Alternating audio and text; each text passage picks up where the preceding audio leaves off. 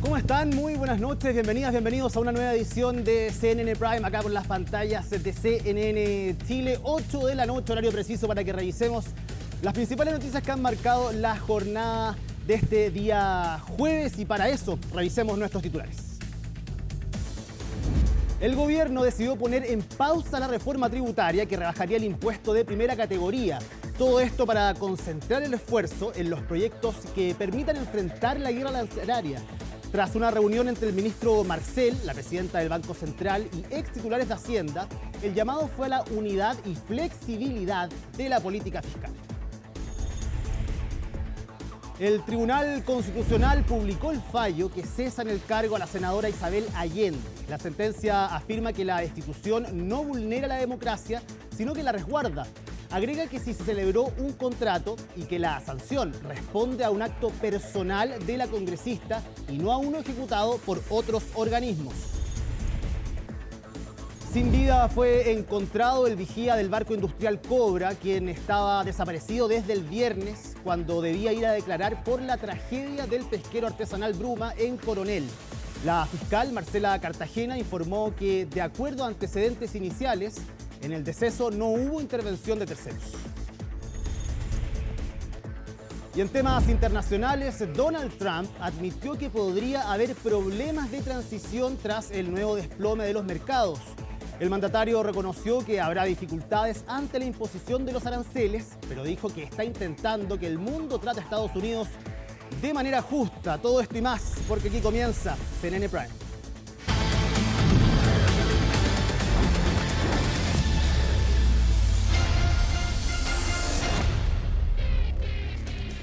Ya a esta hora Colo-Colo recibe a Fortaleza de Brasil por la Copa Libertadores de América. Vamos a tomar contacto con Felipe Gallardo, quien se encuentra en el Estadio Monumental y nos va a entregar todos los detalles. Felipe, ¿cómo estás? Buenas noches. Hola Ivo, ¿cómo estás? Muy buenas noches. Claro, acaba de comenzar el partido de Colo-Colo frente a Fortaleza. Se dio un resultado muy positivo para el Cacique porque Atlético Bucaramanga ganó por 2-0 a Racing, así que si gana el equipo de Jorge Almirón puede quedar ahí, liderando el grupo junto al elenco de Atlético Bucaramanga. Hay que acotar, se han reportado incidentes a las afueras del Estadio Monumental. Vamos a mostrar las imágenes que están sucediendo a mi derecha, porque se puede ver como en este sector, se está trabajando funcionarios de Carabineros, debido a que hay muchos hinchas fanáticos, o mal llamados hinchas realmente, que están provocando algunas avalanchas para poder entrar sin entradas al Estadio Monumental. Vemos cómo está funcionando acá el aparato policial, acá ubicado, nosotros estamos en la calle Maratón, donde están las entradas y los accesos a las tribunas Océano y Rapa Nui, que uno entiende que son económicos, las más costosas para poder ver este partido. Así que se han reportado algunos incidentes a las afueras del Estadio Monumental, y también hay que estar muy preocupado de lo que va a suceder en la cancha, porque Colo-Colo tiene un duelo crucial realmente, y también se pudo ver un ambiente tenso en el propio campo de juego, porque hay que recordar que quien viste la camiseta de Fortaleza esta jornada es nada más ni menos que Juan Martín Lucero, y que llevó incluso la jineta de capitán. Un hombre que era muy querido acá en Macul, en la institución, pero que se fue de muy mala manera tras ganar la estrella número 33, recordemos, en ese partido frente a Coquimbo, allá precisamente del estadio de los Piratas. Francisco Sánchez Rumoroso se fue mal, hubo demandas de un lado hacia otro y de hecho termina yéndose de muy malos términos de Macul, y por eso fue pifiado durante esta jornada en el Estadio Monumental. Y vamos a quedar muy atentos a lo que sucede durante esta jornada, obviamente en lo futbolístico. Eso es lo que principalmente estamos preocupados nosotros, de lo que puede hacer Colo-Colo en la cancha, que tiene que salir a ganar un partido muy importante durante esta jornada por la Copa Libertadores. Tiene que ir de menos a más, porque es un rival muy difícil Fortaleza, que no está teniendo los mejores resultados. Recordemos, viene de caer por 3-0 ante Racing en su debut, viene de empatar un partido, así que vamos a estar muy atentos a lo que sucede respecto a lo futbolístico acá en el Estadio Monumental. Así es, ha sido una semana buena para el deporte nacional, en el fútbol, en el tenis también, así que esperemos que Colo-Colo el día de hoy también pueda refrendar eso. Como tú decías, son puntos importantes los que se juega el Cacique el día de hoy, a puertas ya de la celebración del centenario y además precedido, como tú dices, de este importante resultado que se dio en Argentina. Gracias, Felipe, que estés bien. Córtame. Y nosotros seguimos avanzando para contarles que nunca antes hubo tantos exministros de Hacienda y exlíderes del Banco Central reunidos. El gobierno los convocó para avanzar en medidas que podría tomar Chile frente a la guerra arancelaria. Además, el ministro Marcel anunció que decidieron poner en pausa la reforma a la renta. Natalia Muñoz nos cuenta también por qué volvió a caer con fuerza la bolsa de Nueva York. Inédita reunión en Teatino 120. Por primera vez se congregaron todos los extitulares de Hacienda y del Banco Central. La emergencia lo meritaba. La guerra de aranceles, que si bien están en pausa excepto para China, sigue golpeando al mundo, incluido Chile. Las industrias exportadoras hoy día están enfrentando distintas realidades dependiendo de cuánto es el peso que tiene sus negocios con Estados Unidos versus otros países, qué competidores tienen, etc. Entonces, tenemos que partir por ahí. ¿Qué es lo que eso va a requerir en materia de recursos? Ya lo iremos viendo. Eso no implica un cambio radical de la situación fiscal, pero sí que tenemos que tener la flexibilidad. Fue muy valiosa en términos de compartir conocimiento, experiencia en un entorno mundial que hoy día tiene mucha incertidumbre y en el cual este grupo en su conjunto ha tenido la riqueza de aportar su visión, su mirada, su diagnóstico. Un grupo diverso que aportó ideas de cómo debe prepararse Chile si la economía mundial se resiente. Si bien no se definieron medidas específicas, sí se analizó cómo conducir las negociaciones con Estados Unidos, reducir la incertidumbre, intensificar la cartera de inversiones y fortalecer vínculos con otros países. Plantear las ideas de la visión general que cada uno tiene sobre la situación y dar algunas recomendaciones en la experiencia de cada uno. Y en eso la reunión fue extremadamente útil. Yo les diría que a pesar de que hay algunas diferencias, todas esas diferencias están dentro de un marco de unidad. Este es un shock deflacionario. Lo que tenemos hoy día nosotros es caída del precio de los commodities, la depreciación del dólar en el mundo también está poniendo presión a los precios hacia la baja.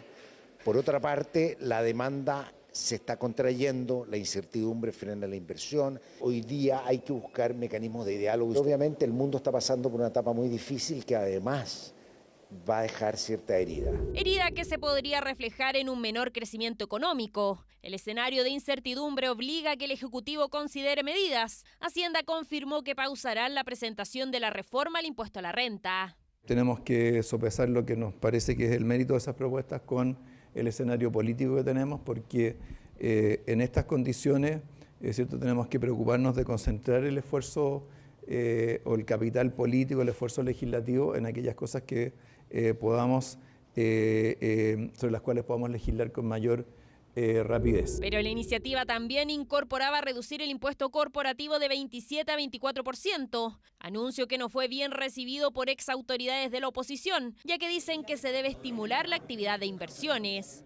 Chile tiene que reaccionar, uno, siendo muy prudente en sus declaraciones, dos, negociando con Estados Unidos a la luz del Tratado de Libre Comercio que tenemos, y número tres, tener un plan de acción. Ese plan de acción tiene que tener el foco en crecimiento, en cómo tener una agenda corta que impulse la inversión, que baje los permisos, que genere incentivos de invariabilidad tributaria. ¿Qué podemos nosotros hacer, ¿no es cierto?, para compensar el mayor costo que van a tener nuestros productos en los mercados internacionales y particularmente en Estados Unidos? Bueno, sabemos el tema de permisología, ser más eficiente, hacer las cosas mejor. Hay mucho que hacer en eso. Mientras tanto, la teleserie de los aranceles sigue. Este jueves Estados Unidos siguió apuntando a China y subió el arancel a 145%. Esto frenó las alzas bursátiles. Si en Asia hubo fuertes subidas como el 9% en el Nikkei de Tokio, y en Europa los avances de las principales plazas rondearon 3 y 4%. Todo lo contrario pasó en Nueva York. Otra vez los índices más importantes cayeron entre 2 y 4%. Mientras tanto, el dólar volvió a subir casi 990 pesos en Chile. Mantenemos un diálogo de diplomacia comercial y económica con nuestros principales socios comerciales. Tenemos un tratado de libre comercio con el cual siempre nos vamos regularmente juntando para ir evaluando sus avances. Y en el marco de ese diálogo nos han confirmado una reunión que se va a realizar la próxima semana con el USTR. El próximo 16 de abril se reunirán las autoridades chilenas con la oficina del representante comercial de los Estados Unidos con el fin de negociar en base al Tratado de Libre Comercio. Y atención con lo siguiente, porque el proyecto para declarar el Viernes Santo como feriado irrenunciable ha logrado avanzar en el Congreso pese a la controversia que está generando por su impacto económico. Vamos a tomar contacto con Francisca Cárdenas para conocer más detalles. Fran, ¿cómo estás? Buenas noches. ¿Qué tal? ¿Cómo estás? Muy buenas noches y quedan pocos días para Semana Santa en nuestro país y ha crecido el debate y también las presiones políticas desde el Congreso Nacional para que se pueda declarar a través de distintas iniciativas y un proyecto que está en tramitación como feriado irrenunciable el próximo viernes 18 de abril. Recordemos que la Semana Santa son feriados normales, ninguno de ellos es irrenunciable y por lo tanto, de todas maneras, ya hace varios años que se acostumbra por parte de algunas tiendas, principalmente de los gremios empresariales también y del retail, cerrar para que puedan descansar sus trabajadores. Pero eso no es ley y eso es lo que quieren hacer algunos parlamentarios en una tramitación que va lento, pero que se va a retomar la próxima semana, ya que se aprobó con unanimidad durante esta semana en la Comisión de Trabajo de la Cámara de Diputadas y Diputados y tiene que pasar ya la discusión y votación en sala el próximo lunes. Si eso se logra, entre martes y miércoles tendría que pasar a la Comisión de Trabajo del Senado y luego a la sala del Senado para su tramitación. Si se aprueba, ahí sí se podría declarar el viernes, pero a contrarreloj, como feriado irrenunciable. ¿Qué han dicho desde el Ejecutivo? Que consideran que esta tramitación es irresponsable. Hay un llamado a la responsabilidad legislativa por parte del gobierno, principalmente por parte del ministro de Hacienda, Mario Marcel. Escuchemos qué dijo el secretario de Estado. El gobierno ha señalado respecto de esto claramente de que no va a patrocinar esta iniciativa. Nos parece muy preocupante de que se esté legislando sobre una materia de este tipo a días o casi horas de la fecha que se quiere establecer como feriado irrenunciable y que se vaya improvisando en el camino respecto de excepciones a la irrenunciabilidad del feriado. Yo creo sinceramente que estas son materias en las cuales hay que legislar con la mayor seriedad posible. Claro, los dichos del ministro se han repetido constantemente en los últimos días de advertencia del impacto fiscal negativo que podría tener que sea feriado irrenunciable el próximo viernes 18 de abril. También por la incertidumbre internacional, la economía mundial y la economía también en nuestro país y también la productividad de distintas empresas a nivel nacional y también de los trabajadores, se señalan desde el Ejecutivo. ¿Qué han dicho los parlamentarios? Esta es una iniciativa que surge tanto desde el oficialismo como desde la oposición. Diputados del Partido Comunista, del Frente Amplio y también desde Renovación Nacional han planteado que se tiene que dar este escenario de discusión y que es legítimo por parte del Congreso y que si se llega a aprobar es un descanso adquirido por parte a lo largo de los años por parte de los distintos trabajadores, principalmente del comercio. ¿Qué han dicho desde la Confederación de Producción y Comercio? Que hay riesgos, que esta es una economía que ha estado estancada por harto tiempo, que enfrentamos ahora esta incerteza internacional y que por supuesto tenemos que poner todas nuestras fichas, dice Susana Jiménez, y así lo hemos manifestado, en volver a crecer.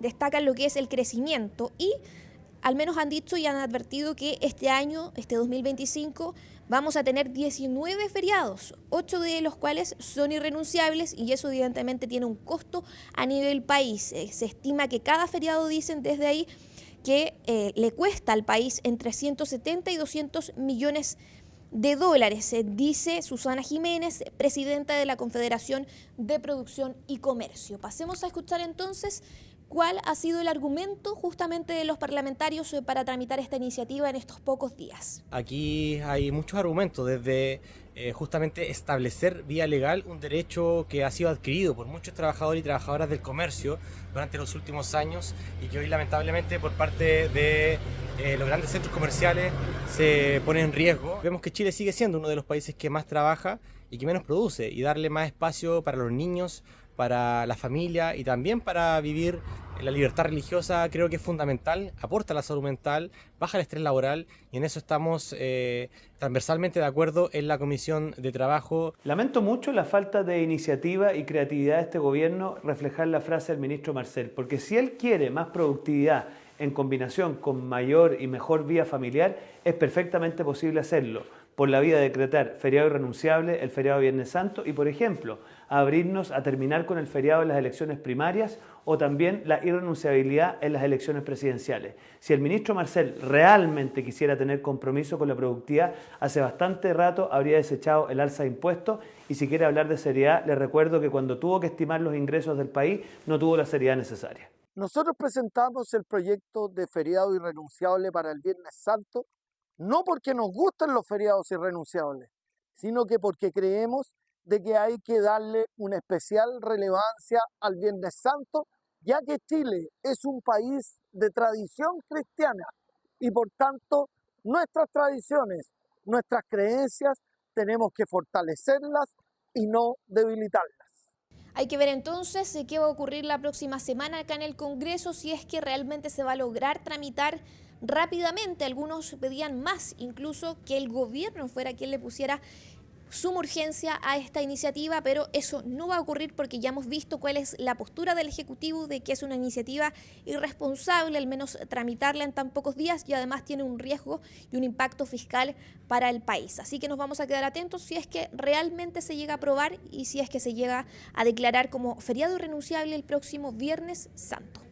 Un debate interesante, queda poco tiempo, así que vamos a ver cómo se resuelve esto. Francisca Cárdenas, muchas gracias, que estés muy bien.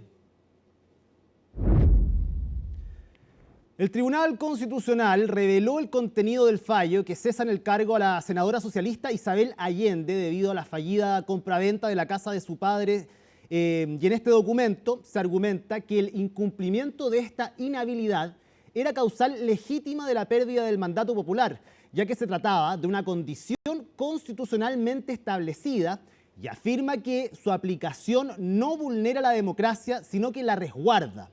Además, los jueces desestimaron los argumentos de la parlamentaria y afirmaron que efectivamente se había celebrado un contrato con el Estado, constatado en copias de la escritura respectiva. Por otra parte, en el fallo se afirma que la cesación del cargo fue por un acto personal en el que incurrió Isabel Allende y no uno ejecutado por otros organismos. En ese sentido, se argumenta que el fallo no busca invalidar la voluntad popular, sino garantizar que los funcionarios públicos ejerzan su cargo dentro del marco constitucional y resguardar la democracia. Por su parte, la todavía senadora Isabel Allende manifestó en un comunicado que ven en pantalla en estos momentos que esta destitución se da por una motivación política de la derecha, reiterando que actuó siempre en buena fe y que la compra nunca se llevó a cabo. En ese sentido, la parlamentaria señala que se ha hecho un daño irreparable a su familia, pero que el tiempo le dará la razón. Estamos tremendamente satisfechos por los argumentos del fallo del Tribunal Constitucional conocidos el día de hoy, el cual recoge todas y cada una de nuestras alegaciones que hicimos, tanto en el requerimiento de los diputados de Chile Vamos, como también en nuestro alegato frente al Tribunal Constitucional. Aquí quedó claro que la senadora Allende celebró un contrato de compraventa por casi 1.000 millones de pesos con el Estado de Chile, que incurrió en la causal de cesación parlamentaria y por lo tanto aquí lo que ha primado es la supremacía constitucional y la igualdad ante la ley. Acabamos de recibir la notificación del Tribunal Constitucional de la sentencia en el cese del cargo de la senadora Isabel Allende. La sentencia acoge todos nuestros argumentos, tanto los planteados en el escrito como los que planteamos en el alegato, y da cuenta de que en Chile nadie está por sobre la Constitución y las leyes, ni siquiera. Si llegó la comunicación al Senado, lo que va a ocurrir la semana próxima es que se da cuenta cuando se inicia la sesión del Senado y eso tiene efectos inmediatamente respecto a la situación de la senadora Isabel Allende. Yo acato la resolución del Tribunal Constitucional, como acato todas las resoluciones de la institucionalidad chilena. Yo tengo una máxima solidaridad con Isabel Allende por su trayectoria, su actuar de buena fe, ¿ya? Y en consecuencia no me queda más que acatar el fallo como lo va a hacer Isabel, y ella hizo un discurso muy sentido, en el cual también un espacio para la autocrítica que hizo ella misma, pero también fue muy clara respecto a que aquí habían responsabilidades compartidas en la institucionalidad. Cambiamos de tema para contarles que luego de reunirse con la directiva de Renovación Nacional, el exalcalde de la Florida, Rodolfo Carter, aseguró que ve poco probable que se concreten las primarias en la oposición. Desde Chile Vamos señalaron que aún queda tiempo para tomar esa decisión e hicieron nuevamente un llamado amplio a participar. Colomba Eichholz nos entrega los detalles. Vamos a ver al presidente RN, vamos a hablar con él y a la salida les contamos. ¿Espera que haya primaria? ¿Cómo? ¿Espera que haya un volante en las primarias? Esto no es la elección del Papa, es más importante la elección del Papa. Lo único que uno espera es que haya claridad. El Festival de Viña va a estar en la izquierda y no en la derecha. Nos vemos después. O incluso puede ocurrir que la derecha se quede sin festival, porque hasta ahora no hay candidatos confirmados para participar junto a la abanderada presidencial Evelyn Matei en primarias. El llamado, sin embargo, ha sido reiterado por parte del exalcalde Rodolfo Carter, quien además de enviar una carta a la directiva de la coalición para expresar su disposición a participar, se trasladó hasta la sede de Renovación Nacional para obtener una respuesta al plazo que le impuso a los partidos. Las primarias eran un principio a mi juicio. Hoy día se ha establecido en Chile Vamos que es solo un tema táctico. Yo lamento que esa sea la decisión aparente. Quedan de aquí a mañana, y por lo menos mi plazo es de aquí a mañana. Si el día de mañana esto se cierra, como yo creo que se va a cerrar sin primaria, yo tomaré otro camino, que será fuera de Chile Vamos. Para eventualmente unirse a las filas del Partido Republicano, con quienes ha conversado sobre una posible candidatura al Congreso. Ahora bien, de ser ese el caso donde Chile Vamos descarte primarias con el exalcalde, Carter no sería el único en dejar atrás su relación con la coalición. La exministra Cecilia Pérez también lo tendría en consideración. Siempre existen procesos de reflexión y sin duda que el hecho de que no hayan primarias a uno lo llevan a plantearse muchas cosas. Vamos viendo qué sucede, todavía quedan horas, pero es de las cosas que a uno le hacen muchas veces pensar si es el lugar donde uno quiere estar. En Chile Vamos aseguran aún no haber tomado una definición respecto a la participación de Rodolfo Carter en las primarias a realizarse eventualmente el 29 de junio, mientras reiteran el llamado hacia los partidos Republicano y Nacional Libertario, quienes les han dado un portazo en más de una ocasión. Lejos lo ideal sería tener una primaria con todos los partidos y las personas que estuvimos en contra de del primer texto constitucional, ¿no?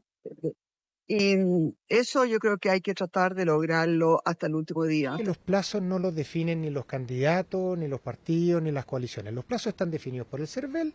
En 20 días más es cuando es el plazo para inscribir a los potenciales candidatos que vayan a primaria y por lo tanto ese es el plazo legal que existe y ese es el plazo que nosotros como Chile Vamos estamos respetando. En paralelo a las conversaciones que se llevan adelante para tomar una decisión en esa materia, nuevas encuestas van tomando el pulso respecto a la carrera presidencial.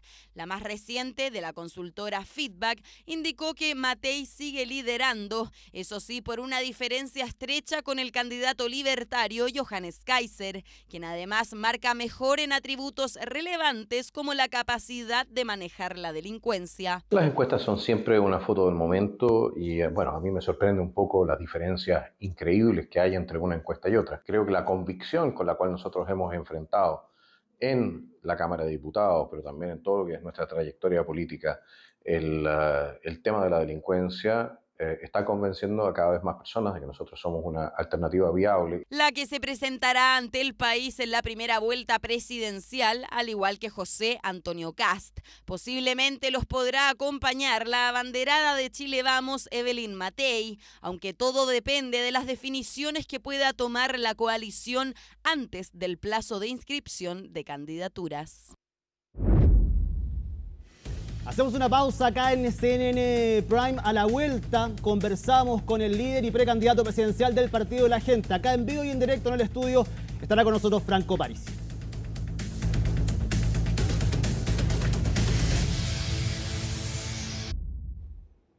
Estamos de vuelta en CNN Prime, conversamos con el precandidato presidencial del Partido de la Gente, Franco Parisi, a quien le agradecemos por estar acá en los estudios de CNN Chile. Franco, ¿cómo estás? Buenas noches. Muy bien, muchas gracias por la invitación. Nosotros felices de estar apoyando e informando a la gente. Franco, ¿por qué ir por una tercera vez? Fuiste una primera, donde eras el outsider, el nuevo, sacaste un buen porcentaje. Una segunda vez terminaste tercero, por sobre incluso Sebastián Sichel. Sí. ¿Por qué intentarlo nuevamente, Franco? Porque si uno analiza la estructura actual de los potenciales candidatos, te das cuenta de que son la misma élite política, todos están muy pegados a la mamadera del Estado, aprovechándose de la plata de la gente. Yo estoy compitiendo con millonarios, Kaiser millonario, Kast millonario, Matei millonaria, Toa millonario. ¿Tú no eres millonario? Winter. No, yo soy media clase y de esfuerzo. Nosotros somos meritocráticos. Ellos no, ellos nacieron en cunita de oro y ahora, después que se aburrieron, no quisieran terminar la universidad, ahora, graciosamente, están en la política. El mejor ejemplo, lo que ocurrió con la senadora Allende. Todos dicen, mira, le fallaron los mecanismos de control. Era una frescura, porque la élite política, de izquierda a derecha, se aprovechan de la clase media y clase media emergente. Da la impresión que tú no ves como un trabajo la política, siendo que tú eres un político y muchas veces en tus declaraciones como que denostas quizás el trabajo de los mismos políticos. Pero claro que lo denosto. Siendo tú uno de ellos. Pero, ¿por qué lo denosto? Porque primero ellos ven su bolsillo. La señora Allende ganó más de 4,5 millones de dólares. La señora Matei, más de 3,9 millones de dólares. Y tú me decís que es su vocación. Más encima, para competir, se arreglan, se acomodan para ser electos en los lugares más fáciles. Y veamos el asunto de Kaiser, Winter y Mulet. Dos casos. Hoy día, Kaiser y Mulet no llegaron a la comisión. Y después me dicen, no, yo merezco recibir la dieta parlamentaria más la asignación parlamentaria. Para mí eso es frescura. Y en ese sentido, ¿qué cambio propones a ese sistema? Porque, por ejemplo, tú dices, ganan 3,9 millones, 2,8, eso tiene que ver también con la cantidad de tiempo que han estado haciendo esta misma función parlamentaria. ¿Cómo se cambia? Por ejemplo, de inmediato, si un diputado, si un senador es designado como el abanderado de su partido, inmediatamente tiene que pedir permiso sin goce de sueldo y renunciar a su asignación parlamentaria, como lo hizo Meo, imagínate, y como lo hizo Kast. ¿Por qué no lo hacen? Porque están haciendo política, siendo candidato, con plata de la gente pobre. Y eso hay que decirlo fuerte y claro. ¿Qué garantías de gobernabilidad, de institucionalidad da tu campaña, teniendo en cuenta lo que ha pasado con el Partido de la Gente, por ejemplo, en el Parlamento? Ya no quedan, se desintegró la bancada que había. ¿Cómo le dices a la gente, nosotros damos garantías de gobernabilidad, de institucionalidad con quienes yo podría llegar efectivamente al gobierno? Don Ido, se lo respondo de inmediato y gracias por la pregunta. Nosotros teníamos 6 diputados. A todos o los echamos o los invitamos a que se fueran. ¿Por qué ocurrió eso? Porque le mintieron a la gente. Nosotros le pedimos 2 premisas. Yo solamente tengo pena porque se me fue uno, que era el doctor Arroyo, un caballero. Le pedimos 2 premisas. 1, bájese los sueldos. No se lo bajaron. 2, ocupe democracia digital. Pregúntele a la gente. Deja terminar el cuento. Sí. Y lo que más refleja la verdadera vocación política democrática del PDG es que nosotros echamos a Gaspar Rivas. ¿Por qué lo echamos? Porque él negoció, él buscó su acomodo para ser vicepresidente. No le preguntó a nadie, cree que se manda solo. Nosotros inmediatamente, yo llamé personalmente para que lo echaran. ¿Qué ocurrió en el caso de la presidencia del Senado? Iba a ser Kast, el que es primo del otro Kast, yo sé que la gente se confunde. ¿Y qué ocurrió? Un díscolo, el señor Osandón, negoció con la oposición y se sentó ahí. Matei se quedó callada. Eso no es liderazgo. Nosotros tomamos las decisiones difíciles. Y déjeme decir lo siguiente. Tomar las decisiones difíciles es lo que hace la diferencia. Nosotros estábamos dispuestos a echar a un vicepresidente de la Cámara porque le engañó a la gente. Nosotros no nos interesa tener una representación de esa forma. ¿Cómo se baja el sueldo de un parlamentario? ¿A qué te refieres? ¿Que tiene que donar parte de su sueldo? Porque efectivamente por eso ley puede ser no puede... No lo Giorgio Jackson, pero lo puede hacer. A lo Milei, Kaiser le encanta hacer Milei cuando le conviene y no cuando a otro. Además, encima hay un Twitter del hermano diciendo que Boric debería bajarse el sueldo el año 2021. Pero al margen, lo puede donar. Y en el caso de los que son candidatos, son 5 para que la gente sepa. Partamos, Kaiser, tenemos a Winter, Mulet, Mirosevic y Undurraga. Y por este lado tenemos 2 senadores, Rincón y Bianchi. Hacen campaña con la plata de los pobres. Hice el cálculo, usted sabe que me encanta. ¿Sabe cuánto le estamos regalando para la campaña y no lo declaran en el CERVEL? 125 millones mensuales. ¿Está dispuesto a ir a primaria Franco Parisi? Lo veíamos recién en una nota donde Rodolfo Cartes decía que efectivamente parece que ya no va a haber primarias en la oposición. ¿Lo han llamado, lo han contactado para participar de algún proceso de primarias amplias en la oposición? He recibido muchos llamados. ¿De quién? De varias gente del área oposición. Pero nombres, ¿de no, qué no se puede hacer ¿Pero eso. de qué partidos? Básicamente Chile Vamos. ¿De la UDI, de RN? No, Chile Vamos. ¿Evelyn Matei lo ha llamado? No. Tú nunca, en estas negociaciones nunca hablan los candidatos, ¿de acuerdo? Pero yo sí he hablado con distintas personas. Yo le he dicho, mira, definan quién es el jefe de campaña de la Evelyn y yo mando a hablar a mi jefe de campaña. Este asunto es realmente desconcertante. Llevan 4 meses en campaña la Evelyn y todavía no tienen jefe de campaña. Entonces mi pregunta es, ¿con quién hay que hablar? Si es que hay que hablar algo.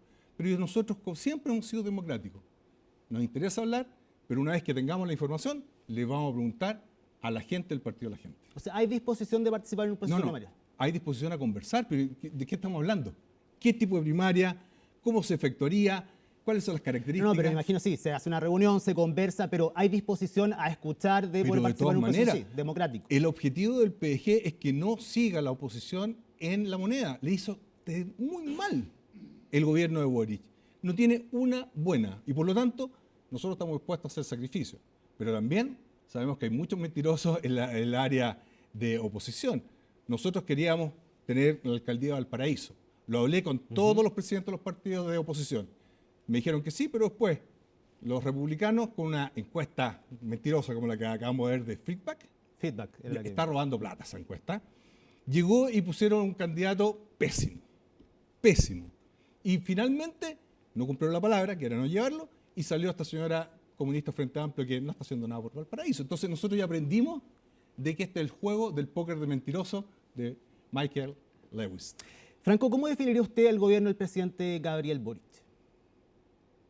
Corrupto, mentiroso.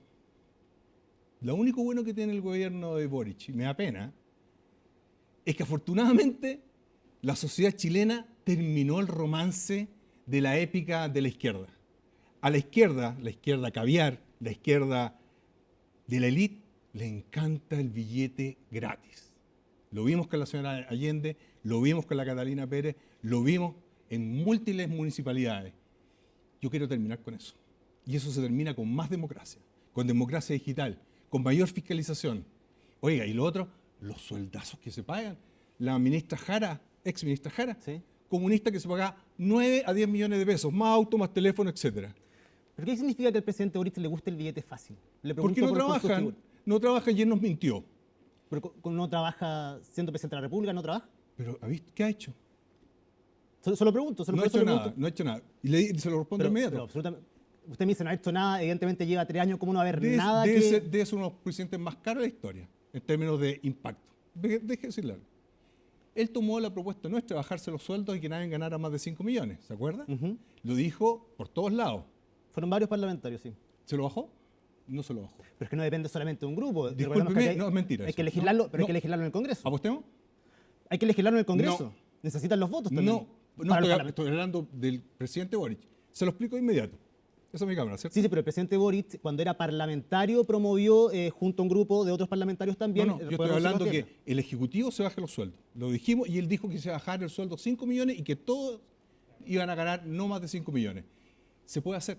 Mire, ¿se acuerda que el sueldo del nuevo ministro de Ministerio Luis Cordero ganaba 520? Lo dijo este canal. Sí, el cálculo... y el resto son puras productividades, ¿cierto? Llegaba a los 6 millones 2, me corrige si estoy equivocado. Bueno, de acuerdo al decreto de Contraloría General de la República, usted puede eliminar todo esto, sin ningún problema. No estoy diciendo que el ministro gane 500 lucas, pero usted puede bajar todos los sueldos altos del aparato público a 5 millones al siguiente mes. Eso lo vamos a hacer nosotros. ¿No hay un desincentivo también por cumplir una función tan importante como ser ministro, ser subsecretario, estar a cargo de alguna entidad pública, ser presidente de la República también, más allá de la vocación de servicio público? Yo estoy dispuesto a tener 5 millones de pesos por ser presidente de la República. Si uno lo hace... todos están dispuestos a ganar 5 millones de pesos. Yo gano más que eso en algunas veces, o antes, cuando era académico, pero es un honor ser presidente de la República, es un honor ser ministro, es un honor ser subsecretario. Te cambia la vida. Realmente sacarse casi el loto porque después puede ir a trabajar a cualquier parte del mundo. Por lo tanto, decir que hay un desincentivo, el fresco, el corrupto va a ser fresco y corrupto ganando 5, 10, 15 o 20. Franco, hablemos de propuestas, sobre todo quizás en el tema que más le complica a la gente el día de hoy. Bueno, está la economía, pero la seguridad es un tema que se ha tomado todas las portadas, todos hablan, todos han tenido un problema, conocen a alguien que ha sufrido con el tema de la delincuencia. Y usted ha propuesto dos cosas de las que he escuchado en las últimas entrevistas que ha dado. Una de ellas tiene que ver con lo que sucede en la Araucanía y otra también con el sistema carcelario. Partamos con la Araucanía. Usted dijo que en 8 meses, si sale presidente, termina con el terrorismo en la Araucanía. ¿Cómo se hace eso? Muy fácil. Están todos los elementos, pero no lo quieren ejecutar. Ejemplo número 1. Atacaron a un helicóptero que estaba combatiendo los incendios con material de guerra. ¿Qué hizo Boric? Cobardemente se quedó callado. ¿Qué hizo Toa? Cobardemente se quedó callado. ¿Aplicaron la nueva ley antiterrorista? No, nosotros la vamos a aplicar. Tenemos la ANI, que lo único que hace es mirar diario. Tenemos la UAF, tenemos a Tesorería General de la República y tenemos Impuesto Interno. Todo eso, los directores, lo elige el presidente. No hacen nada. Tenemos una pésima ley de inteligencia, no tenemos infiltrados, no tenemos protección para los denunciantes en terrorismo. Nosotros vamos a cambiar y vamos a terminar con el terrorismo en la Araucanía, con intervención militar, aplicando justo lo que hay ahora, en estado de excepción constitucional, sin ningún problema, y vamos a poder llegar y entrar sin ningún problema a Termoculcuy y todas las zonas que están en este momento atacadas por el terrorismo. Pero ¿cómo va a ingresar? ¿Cuál es el diagnóstico que usted tiene de la Araucanía, de la macrozona sur específicamente? Más allá de lo que se ha hecho o lo que no se ha hecho, ¿cuál es el diagnóstico que Franco Parisi tiene de la macrozona sur? ¿Por qué no se puede ingresar a ciertas zonas? Por decisión política. Se necesita decisión valiente. ¿Solo voluntad política? Solamente voluntad política. Deje decirle a la gente de la Araucanía, ustedes tuvieron el año pasado 21 ataques terroristas. El costo de eso, ¿sabe cuánto fue? 280 millones de dólares. Nosotros los queremos llevar a 0. ¿Han bajado los números según el Ejecutivo? Es como que te digan, mira, sí, es como que te digan, mira, lo mataron de 15 estocadas versus 8 estocadas. Te mataron igual. Están matando la Araucanía. De hecho, veíamos que la celulosa Arauco acaba de abrir una planta preciosa en Mato Grosso por 4.800 millones. Y se está yendo la Araucanía. ¿Por qué se está yendo la Araucanía? Por el terrorismo. La gente que planta trigo en la Araucanía tiene que pagar por seguridad para que no los maten y la asalten. Eso no puede ser. Nosotros vamos a tener una división antiterrorista para el sector agrario en todo Chile. Pareciera que es simple la solución como lo plantea usted en estos momentos y es un problema que efectivamente se ha arrastrado por décadas en nuestro país. ¿Cómo que se explica la simpleza del análisis que hace? Porque la gente se miente. Mire, ¿cómo partió esta cuestión de Termoculcuy? Eran 250 hectáreas en discusión. Y quien redactó ese reglamento o ley fue el hijo de Patricio Elwin. Y dijo, mira, como son 250 y hay todos estos mapuches, a cada mapuche le corresponde 3 hectáreas. Pero aquí se equivocaron en algo. El toqui, o como quiere llamarlo, el jefe de esta cuestión empezó a llamar más gente. Y por lo tanto dijo, como hay más gente, hay más herederos, multipliquémoslo por 3. Se ha gastado 1.500 millones para un problema que era no más allá de 15 millones de dólares. Eso es una frescura. Primero, para los que se hacen llamar razas originales, ADN. Quizás yo tengo más visos indígenas que otros. ¿Usted haría exámenes de ADN en la macrozona sur? No, para identificar quiénes son. A toda persona que diga que es raza originaria, ADN, quiero saber cómo es. Porque hay gente que se autopercibe. Esa cosa de autopercibirse me carga. Pero yo quiero la ciencia. Pero eso debe ser la minoría, efectivamente, de quienes se pueden autopercibir. Pero usted reconoce que hay un problema, una deuda del Estado de Chile con el pueblo mapuche. Yo no tengo deuda con el pueblo mapuche. Yo tengo deuda con la gente que mantiene la tradición. Lo que sí estoy dispuesto a todos los ancianos del pueblo mapuche y de la otra raza, darle una mejor pensión. Pero hay otro, ¿por qué nosotros tenemos que... ¿Y tierras? ¿Devolver tierras? No.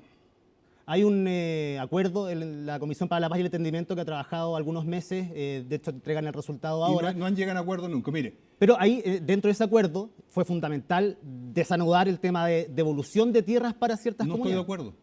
No estoy de acuerdo. ¿Y qué haría con ese, por ejemplo, con el trabajo de esa comisión en el caso de que esto se comenzara a implementarse? Si quieren los abrazos, les doy un abrazo, una piocha, pero para mí no tiene validez, por algo muy sencillo. ¿Por qué nosotros tenemos que pagar los costos antiguos? Aquí hay gente que necesita tanto o más ayuda. La gente joven como usted, no sé si usted tiene casa, pero gente joven como usted no puede comprarse una casa, tiene que ahorrar por 11 años. Hay gente que está en listas de espera. Hay gente que necesita realmente soluciones habitacionales, de salud, de educación. Y estamos preocupados por algo que pasó hace años atrás. Yo estoy dispuesto a escucharlo, pero abrazar a los que mantienen la cultura, pero no a los que están aprovechándose de la incultura.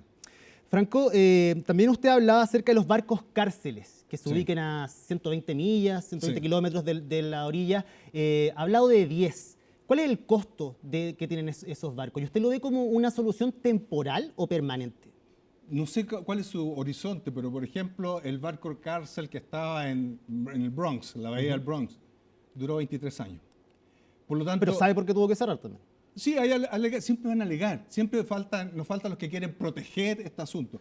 A los reos que tenemos en Chile, que estamos cerca de acá, estábamos cruzando y se veían las pelotas siendo lanzadas. Eso ocurre. Yo no quiero más que gente esforzada, la que estamos acá en Pedro Aguirre Cerda, están sufriendo todos los días. ¿De acuerdo? Yo prefiero en un barquito autosustentado, por supuesto protegido. Eso cuesta anualmente entre 4 y 5 millones de dólares. ¿Cada barco? No, el arriendo. ¿El arriendo de cada barco? El arriendo. Varios países lo están pagando, ¿de acuerdo? Es una solución rápida que lo necesitamos. Pero también nosotros vamos a ir a hablar con Bukele a través de Marco Rubio, de Secretary of State, para que lo más peligroso del tren de Aragua, que ya tenemos las bases de datos para identificarlo, mandárselo allá. Obviamente hay que pagar, nosotros vamos a pagar no como está pagando el presidente Trump, pero sí vamos a mandar a lo menos 300 de estos criminales que son de lo peor que tenemos en Chile. Sí, me quiero quedar con el tema de los barcos porque, por ejemplo, en términos de costo, usted me dice que son 4 a 5 millones de dólares el arriendo. Me imagino que es de cada uno de estos barcos. Si lo proyectamos a 4 años, serían 200 millones de dólares solamente en tener esos barcos ahí. Y por eso le pregunto la importancia de saber si eso es temporal o una medida permanente. ¿Tiene que ver con la sobrepoblación de las cárceles o solamente Dos con cosas. poder alejar, hacer un mensaje de poder alejar a los más peligrosos? Sí, y cuidar a la gente. La gente acá la pasa mal, ¿de acuerdo? 2. Después, ojalá, si nosotros logramos ser gobierno, vamos a bajar los niveles de criminalidad. Muy sencillo, o bala o cárcel, que lo elijan ellos. Tenemos que terminar con el narcoterrorismo que tenemos. Tenemos que terminar con el terrorismo urbano que tenemos. Lo que está pasando en la toma, el paso de la cabra en el norte es terrible. Y por lo tanto, tenemos que dar una certeza. ¿Y después qué podemos hacer con esos barcos? Arrendarlos. ¿Quién quiero que construya esos barcos? ASMAR. ASMAR lo puede hacer, va a tomar tiempo, mientras tanto vamos a arrendar. Tenemos que preocuparnos de la gente. Un saludo a la gente de Pedro Aguirre Cerda que sufre todos los días las visitas de otros criminales tirando las famosas pelotas de tenis con droga y chips. Sí, para cerrar el tema de estas cárceles barco, que es un tema que llama la atención, bueno, en Estados Unidos ya no hay, terminaron cerrando el último barco cárcel que había porque se habían suicidado algunos internos, porque las condiciones no eran aptas también, el movimiento del barco. Me da lo mismo, mire. Le estoy dando datos objetivos de por qué cerraron solamente. Aparte quería preguntarle el valor, el costo promedio de cada recluso ahí, porque usted dice es autosustentable, pero estamos hablando de embarcaciones que van a estar a 120 kilómetros efectivamente a la orilla, hay que llevar comida, me imagino, Sí, claro. médicos. ¿Y quién va a pagar eso? La familia. ¿Qué familias? De los criminales. Pero generalmente son familias que no tienen recursos, Problema estamos de hablando en ellos. el general. Mire. Yo quiero solucionar el problema de la gente buena. Sí, pero usted me dice que es autosustentable. Sí, le vamos a dejarle el arrocito afuera y sin ningún problema. ¿Cuánto cuesta eso? Pero ya lo hemos dicho, nosotros no vamos a pagar más de $1 millón por preso. ¿Qué es lo que cuesta el día de hoy tener Sí, claro. algún Sí, pero esto estamos hablando de recluso tipos en cárcel? peligrosos.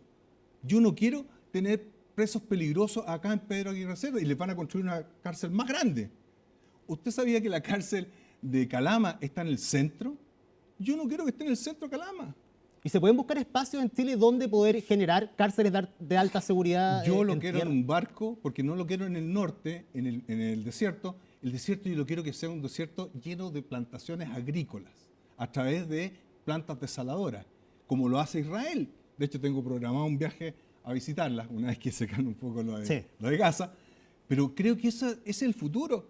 Yo no quiero estar preocupándome de los presos se tienen que preocupar ellos y su familia. Yo los tengo que tener amarrados, bloqueados, para que no se escapen y sigan haciendo las torturas que están ocurriendo. ¿Qué piensa usted acerca de la pena de muerte? Yo vivía en un estado con pena de muerte. Esto para decirle a la gente que no le crean los cuentos que aquí van a matar un montón de gente. La última pena de muerte ejecutada que tuvo en Chile se demoraron 3 años. Yo estoy a pro de que se legisle sobre aquello. ¿Pero usted está a favor de la pena de muerte? No tengo problema en discutirla. ¿Pero usted está a favor de la pena de muerte? Sí, claro que sí, pero no se va a aplicar, por lo más probable que en 10 años más. Se lo cuento. En el estado de Alabama, que lo conozco muy bien, un preso que es sentenciado a pena de muerte se demora entre 10 y 15 años la ejecución. ¿Ok? En Chile, para que no le cuenten cuento, la discusión en el Parlamento para la aplicación de la pena de muerte por lo menos va a tomar 3 años, por lo menos. Por lo tanto, a eso súmele 10, ya yo creo que voy a estar yo en el cementerio. ¿Qué pasa con los tratados internacionales? Se cambian. No es llegar y cambiar un tratado internacional. Siempre hay una vuelta. Por ejemplo, nosotros proponemos minar el norte, me refiero a la frontera con Bolivia. Lo que está prohibido en Ottawa es las minas antipersonales, pero también existen las minas antitanque y las minas antiblindados. Nosotros vamos a colocar minas antitanque y antiblindados que se regulan en el peso. ¿De acuerdo? Con respeto le pregunto, ¿no roza el populismo quizás estas medidas, por ejemplo, de estar a favor de la pena de muerte, de alejar el tema de los barcos también, lo manifestó usted, no interesarle efectivamente lo que pueda pasar con las personas que están recluidas ahí, pese a lo que hayan hecho? Yo no estoy haciendo ningún juicio de valor, solamente me guío por lo que usted está diciendo. Franco, ¿no es populista eso, hablando de un tema tan delicado para la ciudadanía hoy en día? ¿Qué? ¿Cuidar a los no, las medidas. No, pero a ver, espérese un poco. Las medidas en general, le pregunto. A mí lo que me preocupa, ¿quieren medidas no populares? Bueno, prueba Simpson todos los trimestres, desde tercero hasta tercero medio. Tercero básico hasta tercero medio. No sé si es popular o no. Salvar la educación pública, que la destruyó Bachelet y la otra.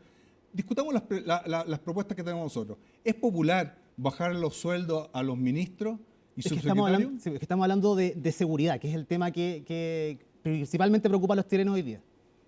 ¿Qué quiere que le diga? Por eso es peligroso quizás de repente tener cierta, la forma en que se plantean, porque posiblemente, usted las puede decir, pero ¿son aplicables realmente en nuestro país? Yo creo que son mucho mejor que la que aplicó la señora Toá, los megáfonos para asustar a la gente, que salieron caritos.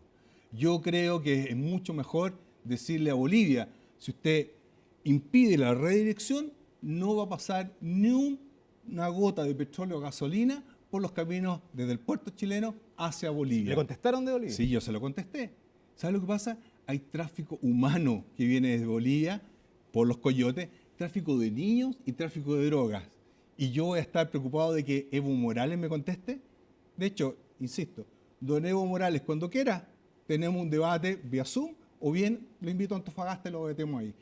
Eso es lo que yo espero, que un presidente no tenga miedo de defender a la gente. Se acaba de encontrar una niña boliviana. Sí, un reportaje. Horrible.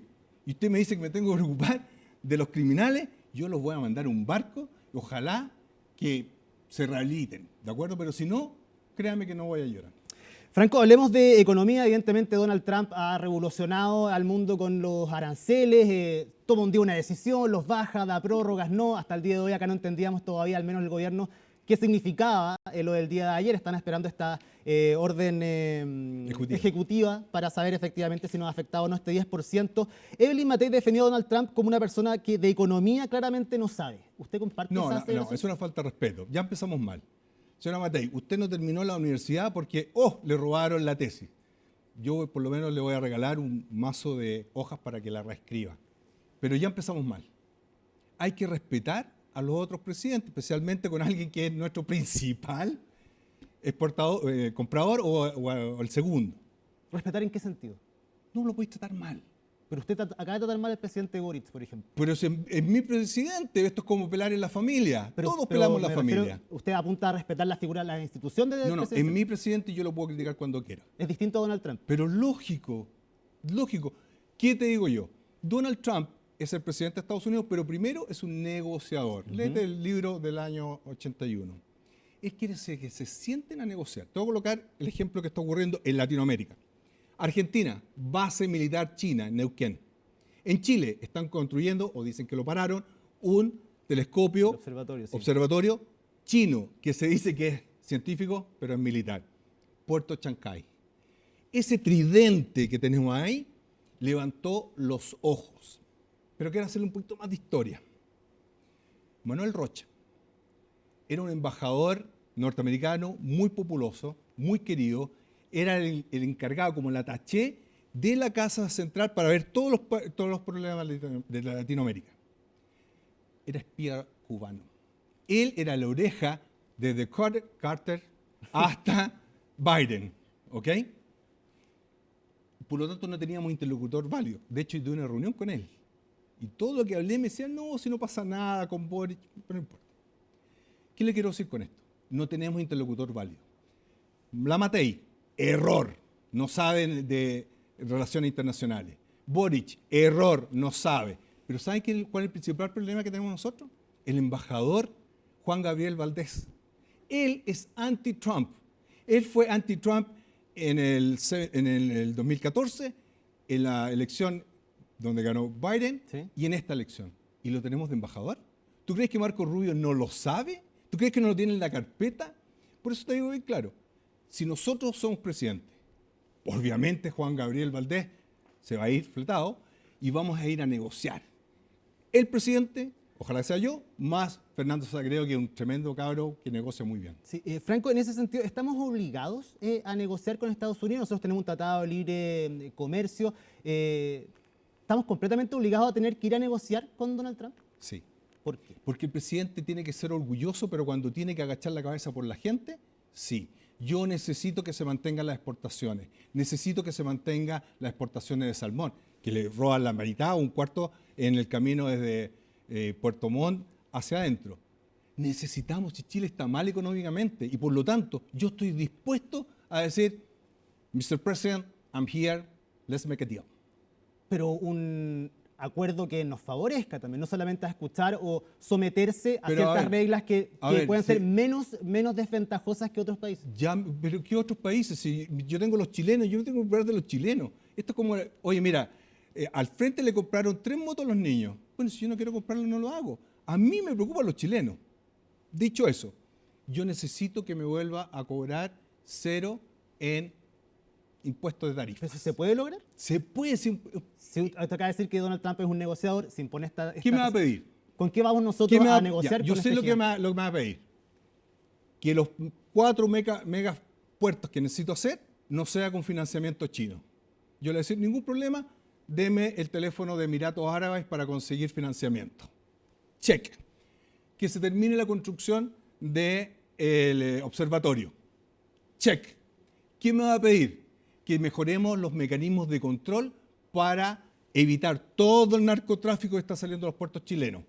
Che, ¿cómo no va a querer de que el puerto San Antonio, que el puerto de Iquique baje sus niveles de exportación de narcotráfico y otras sustancias? Sí, Franco, nos queda poco tiempo. Le quiero preguntar por 2 cosas contingentes también. No sé si escuchó ayer las declaraciones de la candidata del Partido Comunista, Janet Jara, acá en CNN Prime, hablando de Venezuela, lo catalogó como una dictadura, pero dice que Cuba efectivamente tiene un sistema democrático distinto al nuestro. ¿Usted comparte esa aseveración? No. Cuba, uno podría decir que, bueno, quizás no está tan mal, porque en Cuba no es una dictadura, es una tiranía. ¿Ok? Es una tiranía. Es peor que una dictadura. Cuba es una tiranía, Venezuela es un tirano, y cuidado con lo que está pasando en Bolivia. Tenemos que tener ojo con lo que está pasando en Bolivia. Yo quiero mucho Bolivia, muchos alumnos que tuve en Bolivia, y con un gran amigo, ojalá que sea presidente, Ronald McLean Avaroa, pero va a venir una ola migratoria muy fuerte de Bolivia, y también otra ola más desde Venezuela, producto de la firma de este estado económico de emergencia. Eso va a hacer que huyan muchos venezolanos, tienen cerrada la puerta norte y van a llegar acá. Así que apurarse, hacer las cosas que hay que hacer, y que ojalá el presidente Boric tome las decisiones difíciles y no solamente preocupado de ir a escuchar a su banda preferida de niño. Franco, para terminar, me gustaría rápidamente que hiciéramos un repaso por los candidatos presidenciales que hay y saber la opinión que tiene usted, por ejemplo, de Janet Jara. Me gusta porque es meritocrática. El problema está que piensa que Cuba es democracia. Si dice eso es porque está sumida en la ideología errada que empobrece cada día a los chilenos. Gonzalo Vinter. Es un cabro, lo voy a decir como tiene que ser, es un cuiquito mal enseñado y bastante flojito. Repitió 12 ramos en la Facultad de Derecho. Yo fui vicedecano. Si tú repetías 4 ramos, estabas en problemas. Con 6 te echaban. No lo echaron. ¿Sabe por qué no lo echaron? Porque su mamita era la superintendenta de ISAPRES y llamaba para que no lo echaran. Es el tipo que estoy peleando. Y más encima está robándole la plata a la gente, siendo candidato, pero está recibiendo todos los meses 7 millones de pesos, que es de la gente. Carolina Toá. No sé, yo encuentro que ella siempre ha estado en una situación que donde está, lo hace mal. Y si pasamos al otro lado, Evelyn Matei. Yo creo que doña Evelyn Matei, cada vez que ha podido representar una toma de decisión difícil, ha salido corriendo o se hace la simpática. Ejemplo, la situación con el presidente del Senado. Creo que debe haber sido fuerte y decir, se va Osandón. No se atrevió. No a la reforma de pensiones. No se atrevió. No al segundo intento constitucional. No se atrevió. Nosotros nos hemos atrevido. Nosotros hemos tomado las decisiones difíciles. Y yo he tenido que pagar el costo en lo social, en lo político y en lo económico. José Antonio Kast. Yo creo que no quiere ser presidente. No lo veo esa sed de hacer las cosas. No veo esas ganas de ganarle al destino, de ser protagonista. Yo creo que es un aporte. Pero yo quiero un presidente que no duerma por ser presidente por 4 años, que se despierte con el informe de inteligencia, que se vaya a acostar con el informe de contrainteligencia. Yo necesito que uno esté peleando por la gente. Aquí en Chile nos robaron la oportunidad. Yo quiero que la gente que nos está escuchando, los cabros jóvenes de 27 hasta 40 años, se puedan comprar su casa a los sueños o su departamento a los sueños, que puedan viajar. Ellos, los cuiquitos de izquierda, los cuiquitos de derecha, le robaron el sueño de la esperanza. Yo cuando llego a Chile, todos mirando el piso, todos tristes. Yo no quiero eso. Yo quiero un candidato, Johannes Kaiser. No, Johannes Kaiser, me cae bien. Ojalá le vaya muy bien, que llegue a la papeleta. Mientras él esté en la papeleta, mejor para mí porque le roba votos a Kast. Pero creo que no está a la altura. Yo quiero los debates. Espero que me inviten a los debates. Voy a estar acá y me los voy a comer uno a uno. ¿No se va a ir de Chile después de esta campaña? Tengo viajes programados. ¿Durante la campaña? Sí. Si soy presidente, no. Pero si no, ¿se quedaría acá en Chile haciendo quizás carrera política en otra plataforma que no sea presidente? Yo tengo una mala costumbre. Yo tengo la mala costumbre de comer 3 veces al día. Y por lo tanto tengo que buscar trabajo, como la mayoría de la gente del PDG. En el PDG no tenemos cuiquitos acomodados. Todos saben que si no saliste candidato, al día siguiente tenés que estar trabajando, porque si no, no comes. No como los habituados que se cargan en la espalda los fantasmas de Pinochet, de Guzmán, de Allende y otros tantos. Yo quiero que Chile deje descansar a los fantasmas de izquierda y a la derecha, que no han salido caros estos cabros. Franco Parisi, precandidato presidencial, líder del Partido de la Gente, muchas gracias por haber conversado esta noche con CNN Prime, que esté muy bien. Cuando quiera. Y nosotros avanzamos. Toda una controversia se abrió por las declaraciones de la candidata presidencial del Partido Comunista, Janet Jara, quien aseguró que Cuba tiene un sistema democrático distinto del nuestro, a pesar de funcionar con un partido único. Sus dichos tuvieron una inmediata reacción de los otros competidores en la carrera por llegar a la moneda. Y los detalles los vemos en el informe de Macarena Román. Lleva oficialmente poco más de 48 horas como la abanderada presidencial del Partido Comunista. Y sus dichos en entrevista con CNN Prime ya genera revuelo entre varios de sus contendores. Lo que queda la duda es cómo una democracia puede estar con un solo partido. Como lo dije, ya hablé del tema ayer. Muchas gracias. Janet Jara está lejos de pasar desapercibida y más cuando se habla de materias internacionales. Creo que es importante reconocer que hay un régimen autoritario en Venezuela y espero que su solución a su propio proceso la encuentren dentro del marco institucional y lo resuelvan sin intervención extranjera. ¿Régimen autoritario es lo mismo que dictadura? Bueno, yo los utilizo indistintamente. Clara la postura de la exministra por Venezuela, pero ¿qué pasa con Cuba? Yo creo que Cuba tiene un sistema democrático distinto del nuestro, que efectivamente pero hay partido único, como muchos no hay países. No hay libertad, por supuesto. no hay libertad de expresión, no hay libertad de medio. Mire, hay un partido único. No es el único sistema así, creo que cada pueblo tiene que definir su gobierno. Situación de la que en más de una oportunidad ha hablado el presidente Gabriel Boric, quien coincide con la candidata PC en condenar el bloqueo de Estados Unidos a Cuba, pero se distancia al momento de catalogarlo como una democracia. Situación grave en Cuba, en donde hoy día se está pasando hambre y en donde es necesario de una vez por todas levantar el bloqueo unilateral, además de avanzar hacia la democratización dentro del mismo país. Cuba es un país que tiene 0,23 puntos de un máximo de 1 en el índice de democracia, elaborado por el laboratorio de datos Our World in Data. Chile en la misma medición, por ejemplo, llega a 0,64. Yo no comparto la opinión de Janet Jara en esta materia. Esto demuestra, digamos, que en los procesos como este vamos a ver diferencias, vamos a ver posturas distintas y en la primaria nuestra vamos a desplegar, digamos, también opciones y miradas que tenemos dentro del progresismo que no son unánimes. Hoy día, ciertos estándares democráticos les son exigibles. Hoy día en Cuba no es posible ser oposición, no hay libertad de prensa y para mí eso no es una democracia. No hay libertad de expresión, no hay elecciones libres e informadas. Eso no es democracia.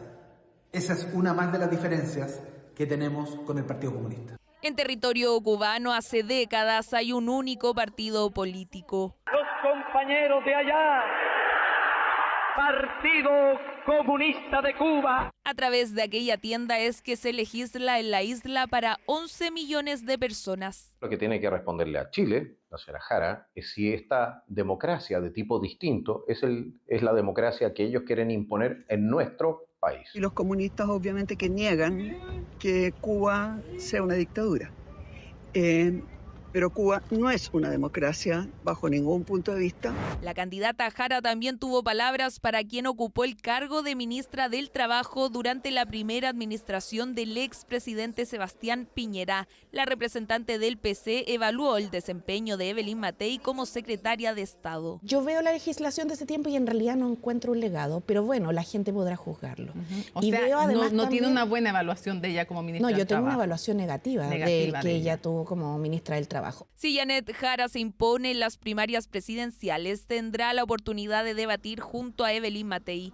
Eso siempre que la exalcaldesa de Providencia supere la cada vez más lejana primaria opositora o vaya directo a primera vuelta. El Ministerio Público confirmó esta tarde el hallazgo del cuerpo del vigía del barco pesquero Cobra que estaba desaparecido desde el viernes cuando debía ir a declarar.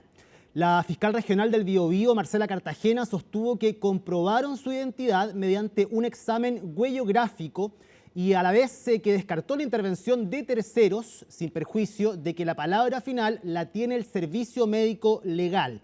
Recordemos que se investiga si el barco Cobra tuvo alguna relación con la tragedia del Bruma, la noche del 30 de marzo. En el pesquero artesanal iban 7 tripulantes que aún están desaparecidos. No hay una principal hipótesis todavía.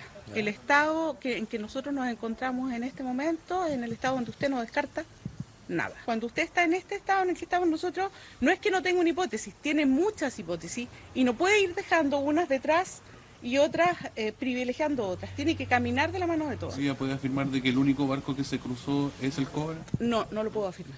O sea, por eso se investiga a otros 2 más. Por eso se investiga a otros 2 más. Y otros 2 y otros 3 y los que sea necesario. La pregunta, la rebusca de los tripulantes es de responsabilidad de la Armada. Las decisiones que se tomen a propósito de la rebusca, un día más, un día menos, un mes más, un mes menos, depende de la experticia de la Armada. Hasta la fecha, más de 4 millones de personas se han vacunado contra la influenza, pero han sido muchos menos los que lo han hecho contra el COVID-19. Las autoridades reiteraron el llamado a que los grupos objetivos se puedan inocular lo antes posible, porque los virus respiratorios van en aumento y nos acercamos a las semanas más complejas. María Luisa Carrión con el informe. Más de un 40% de avance tiene la campaña de vacunación contra la influenza este año. Una cifra alta si se compara con el 22% que había en igual fecha del año pasado. Este 2025 las autoridades sanitarias decidieron adelantar la campaña de inoculación tras prever que la circulación viral comenzaría antes, tal como está ocurriendo. Las vacunas son seguras y salvan vidas, especialmente la de niños y personas mayores. Así lo demostramos el año pasado con la incorporación de la inoculación contra el virus sincicial, la cual este año también estamos realizando y cuyo impacto fue tal que no tuvimos que lamentar en ningún fallecimiento de ningún niño o niña por esta peligrosa enfermedad. Este jueves el presidente Gabriel Boric llegó hasta un CEFAM de la comuna de Quilicura para vacunarse contra la influenza y el COVID-19. Desde allí el mensaje era uno: inocularse cuanto antes, no hay tiempo que perder. Los últimos datos, que corresponden a la semana pasada, muestran que la curva de circulación de virus respiratorios va ascendiendo y todo parece indicar que lo seguirá haciendo. Lo que nosotros estamos viendo es el comportamiento de aumento de circulación de virus que corresponde a esta etapa del año. Lo que hemos detectado sí es que ha comenzado a circular un poco antes y que junto con el inicio de la campaña de vacunación incluso se produjo la inflexión con el rinovirus, que fue el que más ha predominado y que antes no lográbamos ver, como les decía, lo estamos midiendo desde el 2024. Y empezó una circulación, claramente una tendencia al ascenso, que ahora es una tendencia muy clara. El rinovirus es por lejos el de más circulación en la actualidad, patología que afecta mayoritariamente a menores de 4 años. Le sigue la influenza y luego el COVID-19. Sobre este último, la campaña de vacunación no ha tenido el efecto esperado. A la fecha solo se ha inoculado menos del 12% de la población objetivo, es decir, menos de 800.000 personas. La percepción que existe es que efectivamente se acabó la pandemia, según la denominación de la OMS, pero eso no significa que el virus no esté circulando, eso no significa que personas se puedan enfermar, e incluso gravemente, de COVID.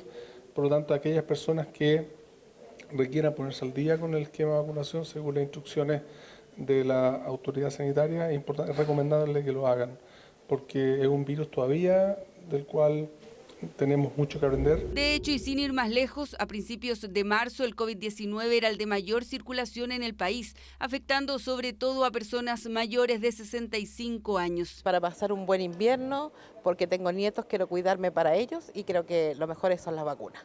Por salud, de todas maneras por salud. O sea, yo sufrí de cáncer, soy hipertensa y la oncóloga me dice, no, Janet, lo primero la vacuna, que es lo mejor, así vamos a estar todos más tranquilos. Todos más tranquilos para pasar un invierno sin complicaciones. Se espera que al menos en el caso de la influenza el pic se adelante para mayo. El 17% de los casos detectados hoy son de esta patología. Así, de los 1.373 exámenes que dan positivo, 237 son de influenza. Aún falta poco menos de un 60% de la población objetivo que sea inoculada. Es por eso que los servicios de salud comunales están trabajando a toda máquina, incluso los fines de semana. Nuestros vacunatorios en la comuna están abiertos desde las 8 hasta las 5 de la tarde y los días sábados se publican todos los operativos en terreno de vacunación que se realizan en nuestra comuna. Nosotros asistimos a juntas de vecinos, por lo general, a ferias. La idea es acercar la vacunación a nuestra población. Pacientes que se encuentran en dependencia severa, nuestros equipos de dependencia severa se encuentran realizando las visitas domiciliarias correspondientes. 122 casos más de virus respiratorios hubo en la semana epidemiológica 14 de este año, si la comparamos con 2024. Un número que podría parecer menor, pero que no es por asustarlo, sino más bien ponerlo sobre aviso, irá en aumento conforme vayan pasando los días. La Corte de Apelaciones de Santiago declaró inadmisible el recurso de amparo que fue presentado por la defensa del ex subsecretario del Interior Manuel Monsalve, a través del cual buscaba que fuese revocada la prisión preventiva, generando un nuevo revés para el ex jefe civil de las policías. Según la decisión del Tribunal de Alzada, el escrito ingresado no es el mecanismo idóneo para solicitar la libertad del imputado ni impugnar la resolución del séptimo juzgado de garantía de Santiago. Los detalles en el siguiente informe de Miguel Ángel Araya. Una nueva derrota judicial se apuntó a la defensa del ex subsecretario del Interior Manuel Monsalve luego de que la Corte de Apelaciones de Santiago resolviera declarar inadmisible el recurso de amparo que fue ingresado el pasado lunes, a través del cual solicitaban revocar la prisión preventiva que fue mantenida durante la última audiencia de revisión de medidas cautelares por decisión de la jueza del séptimo juzgado de garantía de Santiago, Carla Capello. Según la resolución, a la que tuvo acceso CNN Chile, la sala tramitadora del Tribunal de Alzada capitalino, presidida por la ministra Lilian Leighton e integrada por el ministro suplente Fernando Valderrama y por el abogado integrante Manuel Luna, llegó a la conclusión de que la estrategia desplegada por el equipo que representa a Monsalve no es la que corresponde para el tipo de solicitud que se está realizando, esta es, el cambio de su medida cautelar. De esta forma, el cambio de estrategia en la defensa de Monsalve estaría sufriendo los primeros obstáculos legales al tratarse de una apelación encubierto, según el análisis de expertos. La Ilustrísima Corte de Apelaciones declara inadmisible el recurso de amparo presentado por la defensa del ex subsecretario Monsalve sin decirlo expresamente por considerarlo una apelación encubierta. Primero que todo, porque indica de que existen medios idóneos para impugnar la resolución dictada por el séptimo juzgado de garantía que rechazó la solicitud de la defensa, y segundo, al referir de que no se puede instrumentalizar la acción de amparo transformándola en un medio anómalo e impropio para impugnar una resolución o logrado por un tribunal. Efectivamente, existe la posibilidad de que su defensa pueda apelar de esta resolución que negó lugar a la admisibilidad del recurso de amparo, ¿cierto? Se negó la posibilidad porque se considera por la Corte que no es la vía ni es la herramienta apropiada para poder revisar un procedimiento que ya está en curso, ¿ya? El recurso de amparo está establecido en la ley para aquellas privaciones de libertad que se consideran legales o arbitrarias, ¿cierto? Que son contrarias a la ley y la Constitución. Sin embargo, no todo está perdido para Manuel Monsalve en esta impugnación judicial, ya que su defensa todavía tiene la posibilidad de apelar a la Corte Suprema para que admita a trámite el recurso de amparo, aunque esto sin necesidad de resolver el fondo de lo solicitado. En caso de que la respuesta del máximo tribunal sea positiva para la defensa del ex jefe civil de las policías, el amparo ingresaría a trámite para que sea visto en su fondo por la Corte de Apelaciones de Santiago, y si en dicha instancia es rechazado, esta vez en su fondo, el equipo jurídico que asesora a Manuel Monsalve nuevamente podría apelar a la Suprema para que esta vez sea visto y resuelto por el máximo tribunal del país, siendo la primera vez que se pronuncie a favor o en contra de la prisión preventiva que mantienen en el anexo penitenciario Capitán Llaver al ex subsecretario del Interior. Por lo tanto, su defensa ahora tiene el plazo de 5 días, una vez que sea notificada esta resolución que niega lugar al recurso de amparo, se tiene la posibilidad de apelar dentro del plazo de 5 días para que sea revisada por la Corte Suprema y confirme o modifique lo señalado por la Corte de Apelaciones. Si la defensa de Manuel Monsalve decide no apelar a la Corte Suprema por la inadmisibilidad del recurso de amparo, corre en riesgo de que deban esperar un par de semanas o incluso meses a la espera de que la investigación siga avanzando y se puedan incluir nuevos antecedentes que sean de utilidad para sostener que el entonces denominado zar de la seguridad ha dejado de ser un peligro para la seguridad de la sociedad y para el éxito de la investigación. Estamos en el estudio con Nicolás Cabargas, porque en el Estadio Monumental no vamos a hablar de fútbol. Nicolás, sucedió una situación muy lamentable, grave, incluso con personas fallecidas. ¿Cómo estás? Digo, ¿qué tal? Lamentablemente estos tipos de hechos vuelven a tomarse la agenda deportiva con ya la confirmación de 2 fallecimientos en el Estadio Monumental en el contexto de lo que fue la previa del partido entre Colo-Colo y Fortaleza. Hace algunos minutos habló el fiscal de Fragancia Oriente, Francisco Mores, y confirmó el fallecimiento de 2 fanáticos salvos bajo lo que fue una situación particular y que se suele dar, y acá está la gravedad, se suele dar en este tipo de partidos de alta convocatoria Ivo. A eso de las 18:30 horas por el sector de la Casa Alba, que es donde residen los juveniles de Colo-Colo en el Estadio Monumental, entiéndase, para la gente que conoce, Maratón con Pintor Benito Rebolledo, se provocó el ingreso multitudinario de algunos fanáticos tratando de ingresar al Estadio Monumental sin tener la entrada correspondiente. Es bajo esa acción que Carabineros intenta controlar esa situación, según señalaba el fiscal, y ahí es donde se produce una llamada avalancha, que es algo que se da tristemente bastante en los ingresos en los estadios. Bueno, y bajo esa situación, 2 personas quedan debajo de una reja que termina cayendo, y acá es donde el fiscal explica la situación y deja en claro que es una situación que se está investigando.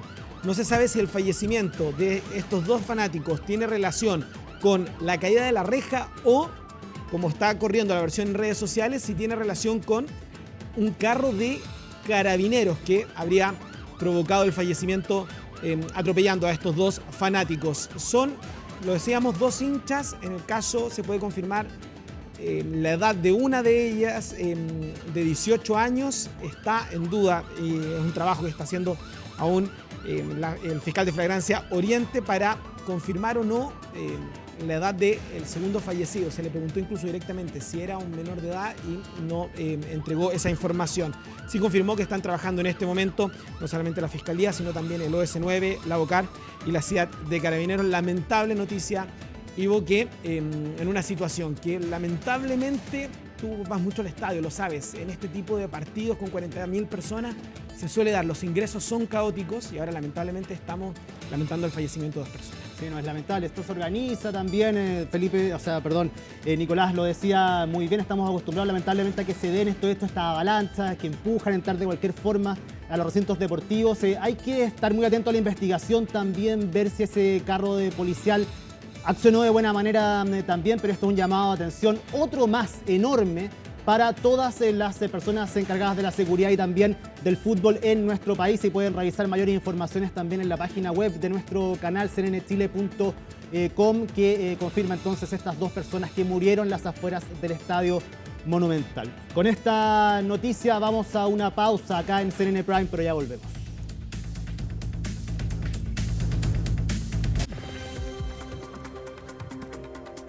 Estamos de vuelta acá en CNN Prime para revisar las noticias internacionales. Está con nosotros Alicia Contreras. ¿Cómo estás? Buenas noches. Bien, ¿y tú, Ivo? Muy bien también. Vamos a partir con una noticia lamentable. Helicóptero que cayó en el río Hudson en Nueva York. Ya se confirmó las personas que iban a bordo de esta nave. Se trata de un empresario español junto a su esposa, sus 3 hijos y además el piloto. Todos ellos fallecieron. Se desconoce por qué cae este helicóptero. Fue a eso de las 3:30 de la tarde en Nueva York y se cree que por la neblina, por la baja visibilidad, este helicóptero cae entonces al río. Hacía un trayecto turístico, dio la vuelta a la Estatua de la Libertad. 16 minutos estuvo en el vuelo cuando finalmente cae en el río Hudson en Nueva York. Se trata de Agustín Escobar, que es el presidente de Siemens España, junto a su esposa y sus 3 hijos, los 3 menores de edad también. Lamentable noticia. ¿Y los helicópteros que hacen generalmente estos paseos Sí. por Nueva York? Tal cual, que tienden a haber accidentes en torno a estos helicópteros. No se sabe por qué cae, pero se cree que por la neblina. Tremenda imagen. Seguimos en Estados Unidos, pero por supuesto con los aranceles, que hoy 145% de arancel estadounidense a China y un 84% de aranceles de China a Estados Unidos. Mientras tanto, todo el resto de los países está con un arancel de un 10%, incluido chino. Hoy día las bolsas nuevamente se desplomaron, a pesar de que ayer hubo un buen día después del anuncio de esta pausa de Donald Trump. Sin embargo, hoy Trump reconoce que podrían haber problemas de transición, pero que finalmente, según él, van a llegar a algo hermoso. ¿Qué pasó hoy día y en qué quedan estos aranceles? Lo vemos en la nota de Laura Soto. Todavía quedan varios meses para que sea Navidad, pero esta fábrica china de árboles artificiales ya está viendo una desaceleración en sus pedidos. La compañía Yasong explica que antes de que los aranceles superaran el 100%, los clientes estadounidenses solían pedir sus envíos lo antes posible para evitar el aumento en la demanda de contenedores a mitad de año. Sin embargo, ahora están actuando con cautela a la espera de cómo se desenvuelve la guerra comercial con Trump. Enviar antes implica menores costos de transporte marítimo, mientras que los retrasos suelen generar precios más altos, lo que incrementa el costo total para el cliente. Sin embargo, con la situación arancelaria actual, aunque las tarifas han subido, algunos clientes no se han apresurado a adquirir productos y enviarlos. La Casa Blanca aclaró este jueves que los aranceles totales contra el gigante asiático alcanzan el 145% si se suma el gravamen de 20% que Washington había impuesto previamente a los productos chinos. Pero ¿cuál es entonces la situación actual del resto de los países afectados por las medidas arancelarias de Trump?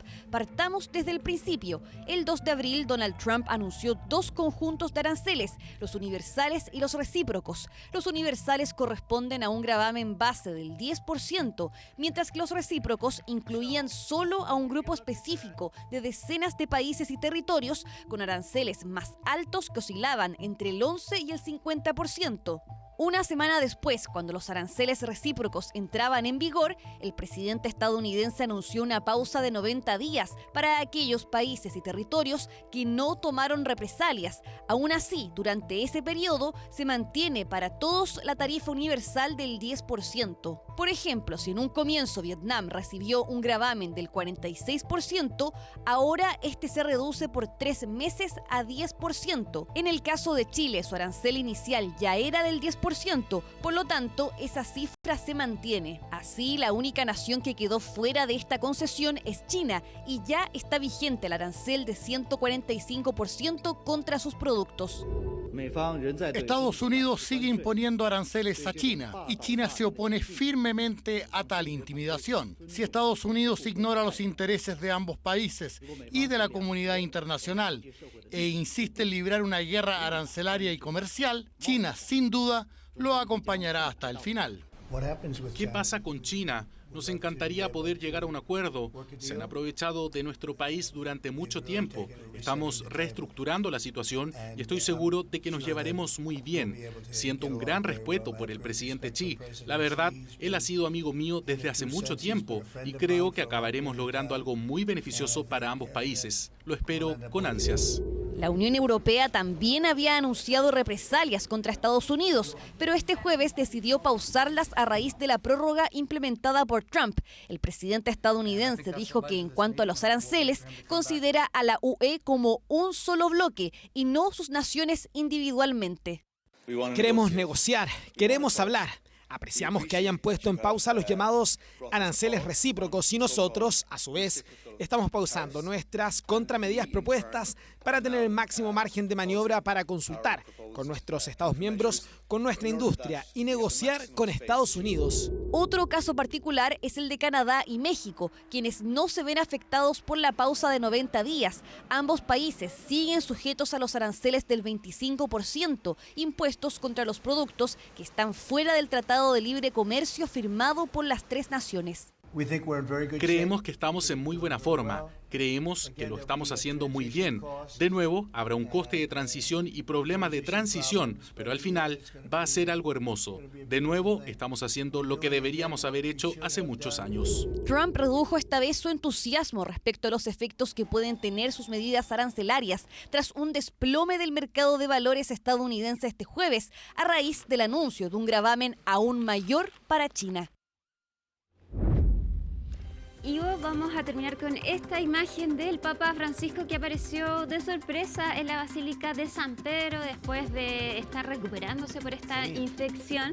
Aparece vestido de manera informal, con un poncho encima, pantalones oscuros, pero se dio el tiempo de saludar a algunos fieles. Estuvo rezando por 10 minutos enfrente de la tumba de Pío X. De todas maneras estuvo con sus cánulas nasales de oxígeno, en silla de ruedas en todo momento, pero esta ya es la segunda aparición que realiza, y ayer estuvo también con el rey Carlos, que estuvieron de visita en Italia, así que está retomando de a poco la agenda del Papa. Un poquito de normalidad ahí para el Papa. ¿Tendrán todo listo en el Vaticano?